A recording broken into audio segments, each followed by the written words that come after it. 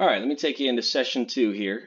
This is what we use to process all of the multi-track files into something that we can use in a master session. As I explained earlier, Wonder originally had upwards of like 20 plus tracks, which is just outrageous. I'm not going to manage that many files, and quite frankly, it's just a guaranteed way for things to be complicated down the road.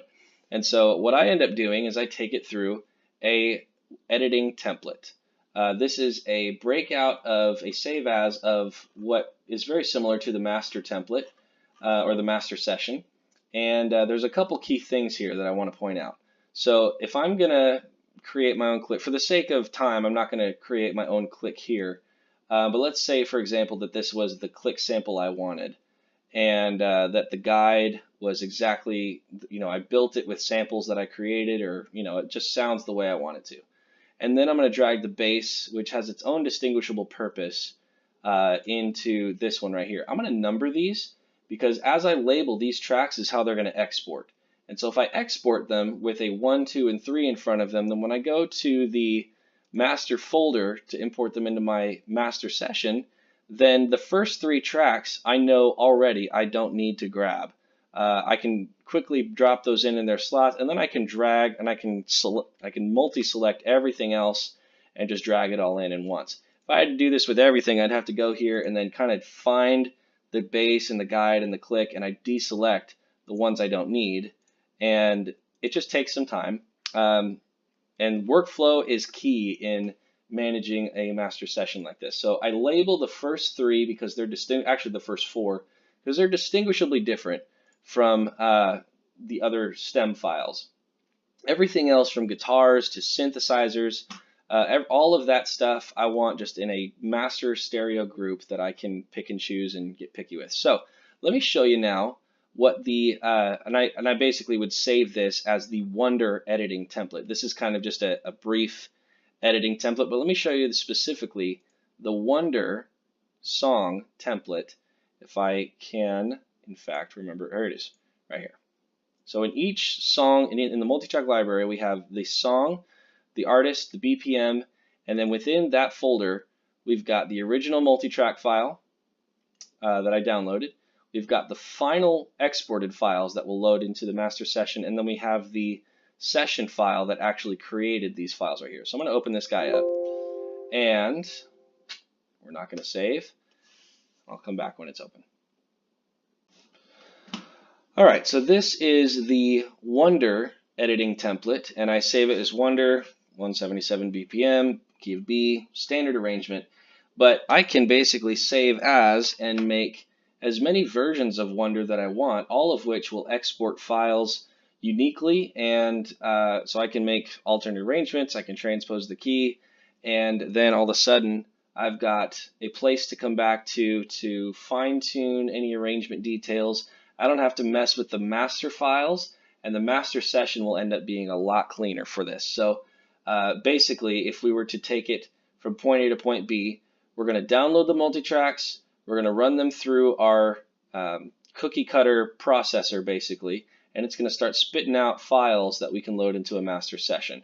And so nothing will reach this master session without first going through a process that will make the files and the song exactly what we want it to be, because sometimes when you get them from multi-tracks, they're just not quite fine-tuned exactly the way you want them. Maybe the guide sounds super nasty to you, maybe the click track sounds horrible, or you don't like it, or maybe the song has a unique weirdness in the arrangement that you feel like you just want to get rid of, and the song would work really great if it weren't for this one part or whatever. So we do all our editing in our little cookie cutter template, and then we end up loading everything into the master file. This also gives us a way to relabel and rename all of the tracks and to subgroup them down so that we don't end up with 23 tracks per song. That's ridiculous. So here's our first 4 tracks. Again, they're distinguishable, so I number them. Makes it easy to grab when I'm looking for files later. And then everything else.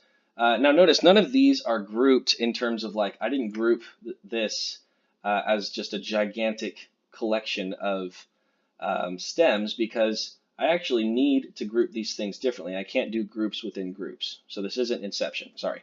So we actually break this down. If it's a track that I want isolated, like for example,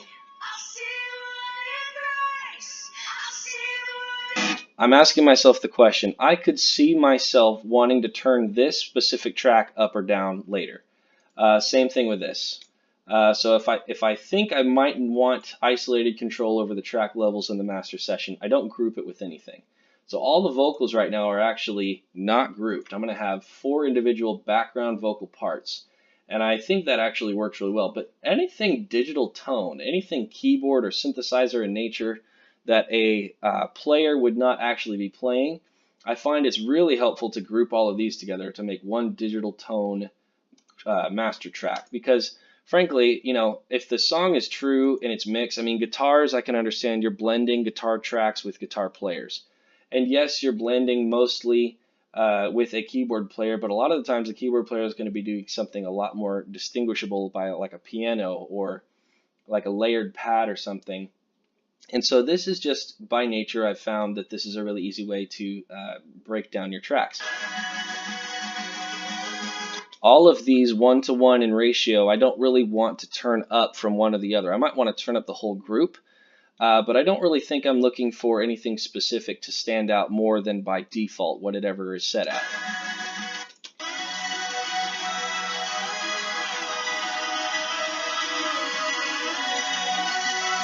So there's my digital tone group, and then I've got guitars. Again, I may need a little bit more control over these later based on what guitarists decide to choose they want to play.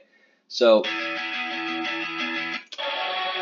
gotta walk through these. Some of them are very ambient in nature and never going to be reproduced as such. Little leads like that I may want to delete later if somebody wants to play them. That's easy enough. And then this guy, which is a pretty key lead. The nature of multitracks in church these days is a lot of times it's the live player playing over the same part in the tracks, and it's just kind of a blend. It's about blending tones. It's not so much about replacing players as it is about meshing your live band with a computer that can really enhance your mix.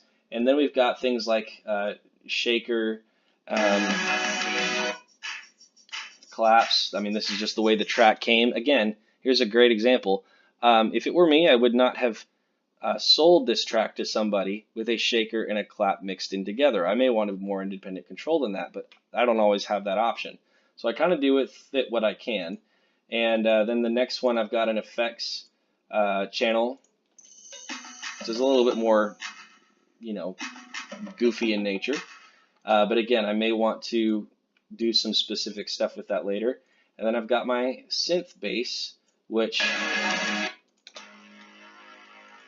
is different than a bass channel. If a bassist looks at you and says, "Why is there a bass in the track?" it's because it's a synth bass, and it actually does serve a different purpose than your bass guitar. And so here's how I ended up kind of breaking down these tracks, and it left me with about a little under 13 tracks maybe. And then I've got, these are going to end up, this, like I said, I built the master session first, and then I did a save as, so this template will carry over all of these extra pieces here.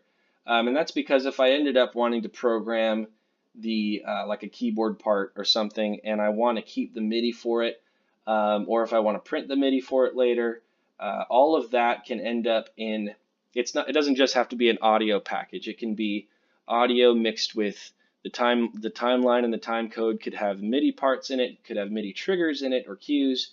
All of these things can end up being in one folder that goes into our master session. And so it's not just audio files necessarily, but for now, this is what I've got. So this is how it's been labeled, numbered, and saved, and then I'm going to go ahead and export. Let's see, how do I do that? Export audio and video, Control-Shift-R. Okay, so Control-Shift-R. Always use your shortcuts if you can. And then we've got a couple options here. We can go all individual tracks, which would mean everything gets bounced, whether it's audio or not.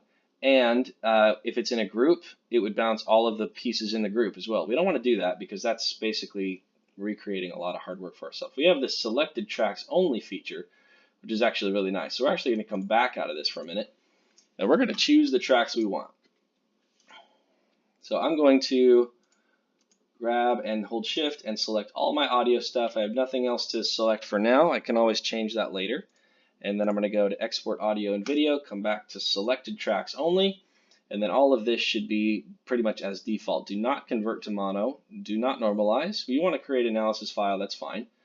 You'll end up doing that later anyway by dragging it into another session. Our sample rate, bit depth, wave, all of that stuff will export. And when we export, the process is it's going to end up in the multi-track library in the song, specifically the song folder we're talking about. And then this is essentially what it came to, is I created a folder, I named it as such, and then in that folder, again, I've already done this, but this is what ended up bouncing out. And so the key here is that I would type the capital letter of the initials of the song, and then I would do space, dash, space, and then I would do, actually I'd take back the space. And by default, if I left it right there and I hit save and export and it started rendering out all 13 of these files, it would include the names of the selected tracks with a space after what I just typed in. So it ended up being, I typed in Wonder or W space dash, and then it added the space and the title of the track.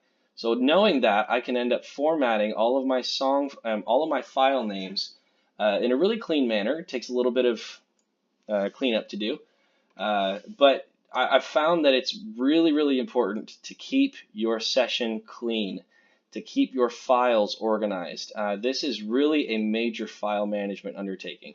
And so this is the cookie cutter that we just brought our files through, and we made it everything we wanted it. We bounced it out, and then let me take you to the master session.